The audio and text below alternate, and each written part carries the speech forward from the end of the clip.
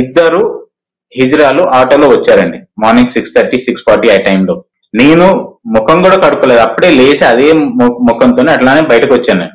వచ్చిన తర్వాత వీళ్ళు వచ్చారు నా దగ్గరికి, అప్రోచ్ అయ్యారు. ఏం బావా గృహప్రవేశం అయిందా అది ఇది అని అంటే నేను చెప్పాను, అమ్మ గృహప్రవేశం ఏం చేయలేదు, నేను జస్ట్ పాలు పొంగించుకున్నాను. మా అమ్మగారు చనిపోయారు కాబట్టి మేము చేయకూడదు గృహప్రవేశం, ఎటువంటి ఫంక్షన్ చేయకూడదు అని క్లియర్ గా చెప్పాను వాళ్ళకి. 3 సార్లు చెప్పానండి, రిక్వెస్ట్ చేశాను.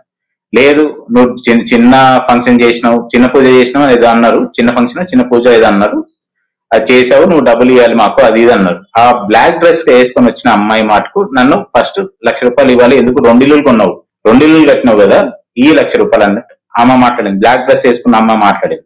అయితే నేను అక్కడ అన్నాను, నా పరిస్థితి బాగాలేదమ్మా, నా ఆర్థిక పరిస్థితి కూడా బాగాలేదు. నేను ఎందుకంటే నాకు వచ్చే జీతంలో నిన్న 90% నేను లోన్ కి కట్టుకుంటున్నాను. అది వాళ్ళకి 90% వాళ్ళకి అర్థమవుతుందో లేదో నాకు తెలియదు, కానీ నేను చెప్పింది అయితే నేను 90% నాది లోన్ కట్టుకుంటున్నాను, నాకు ఉన్న దాంట్లో నేను ఇల్లు నడుపుకోవాలి, నేను ఇవ్వలేను అని క్లియర్ గా చెప్పాను వాళ్ళకి.